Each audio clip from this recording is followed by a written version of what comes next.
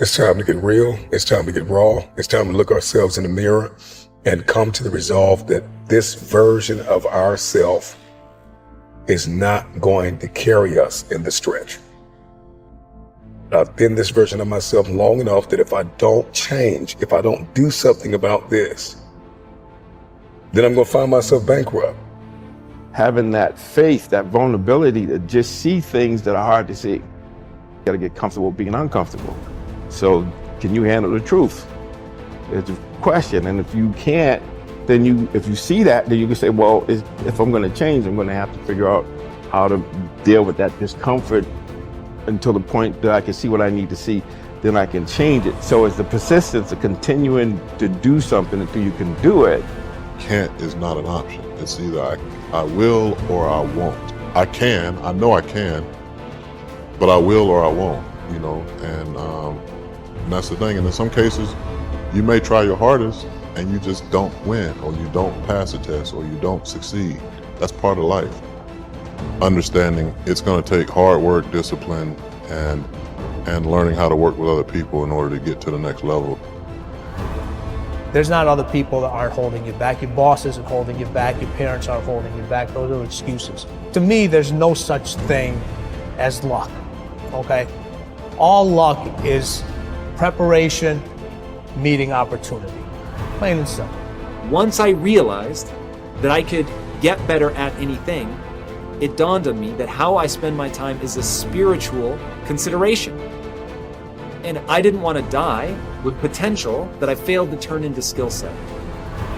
That, to me, that speaks to me. How much of my potential can I actually turn into skill set and get good at this stuff and push and grow and improve? Like, that to me is just this incredibly intoxicating feeling. And waking up every morning with a desire to adapt, with a desire to change. Stand out today. Be different. Become something different.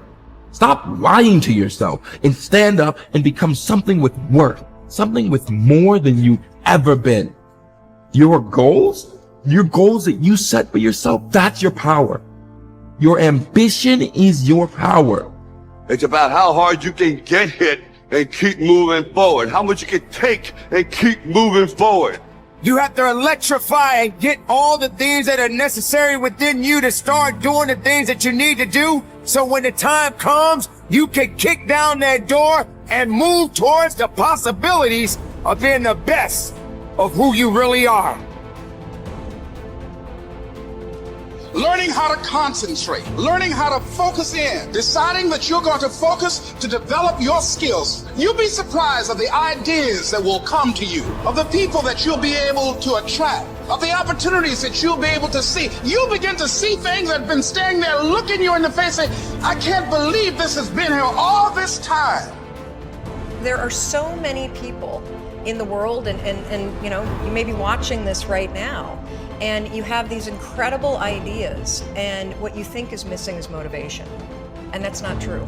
Because the way that our minds are wired, and the fact about human beings, is that we are not designed to do things that are uncomfortable or scary or difficult. Our brains are designed to protect us from those things, because our brains are trying to keep us alive. And in order to change, in order to build a business, in order to be the best parent, the best spouse, to do all those things that you know you want to do with your life, with your work, with your dreams, you're going to have to do things that are difficult, uncertain, or scary, which sets up this problem for all of us. You're never going to feel like it. Why is it so hard to do the little things that would improve my life? Waking up and realizing that I'm never going to feel like doing the things that are tough or difficult or uncertain or scary or new, so I need to stop waiting until I feel like it. And number two, I am one decision away from a totally different marriage, a totally different life, a totally different job, a totally different income. Whatever you don't use, you lose. Lack of use causes loss. On this planet.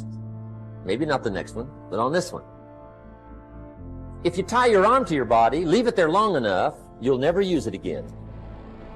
It's over. For the arm. Now, it may not be over, but it's over for the arm. The only way to keep the use of this arm is what? Keep using it. If you quit, you lose. Automatically. They don't bring it up for a vote. You lose automatically when you quit. Now, the same thing that goes for your arm goes for your brain, mentality. The same thing goes for all the human virtues. Ambition, unused, decline. Strong feelings, unused, diminish. It doesn't grow, it diminishes. Faith, unused, decreases. It's a law. Vitality, unused, diminishes. Energy, unused, decreases. The guy says, well, I'm going to save up my energy. You can't do that. That's like trying to save today, put it on the end of the year. See, you can't do that. They'll come take you away. If you don't use today, what? It's lost. The guy says, well, I'll work twice as hard tomorrow to make up for it. See, that's foolish. You could have done that anyway. Today unused is lost. A talent unused is lost. An ability unused is lost. So here's one of the key expressions of the evening. Take a new inventory of yourself. Starting tomorrow, new project. Take a new inventory. And make sure that all of your talent and ability and mentality and ingenuity and vitality and strong feelings, faith, courage, make sure that all you've got's being used. Otherwise, you lose. Resolve to focus on the solution and what can be done now, rather than on what happened and who's to blame. Think in terms of the action you can take to resolve the situation, rather than what went wrong and who is to blame. To remain optimistic, look for the good in every situation. When you look for something good, you will always find something good. Furthermore, while you're looking for something good, because your conscious mind can hold only one thought at a time, you will automatically become positive, optimistic, and back in full control. Seek the valuable lesson in every problem or difficulty. Every setback you face contains one or more lessons that have been sent to you to help you be more successful in the future. The difference between successes and failures is simple. Failures feel sorry for themselves when things go wrong, whereas successful people look for the valuable lesson they can learn that will help them in the future. Normal Vincent Peale used to say, when God wants to send you a gift, he wraps it up in a problem. The bigger the gift that God wants to send you, the bigger the problem he wraps it up in. Instead of concentrating on the problem, look for the gift. Wonderfully enough, you will always find it. What's more, sometimes the gift or valuable lesson can be of far greater value than the cost of the problem itself. Sometimes one lesson that you learn in dealing with a problem can be the key to your long-term success.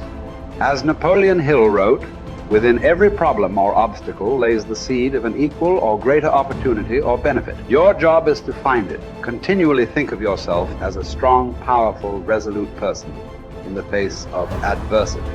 In World War, a British general was described by his superiors. There he stands like an iron peg driven into the frozen ground, immovable. Let this be an accurate description of you whenever you face difficulties or problems of any kind. Resolve to stand like an iron peg driven into the frozen ground. When you resolve in advance that you will never give up, your success is virtually guaranteed. In the final analysis, nothing can really stop you but yourself. In life, it doesn't matter how many times you get knocked down. All that matters is how many times you get back up. If you continue to get back up and press onward, you must eventually reach your goal.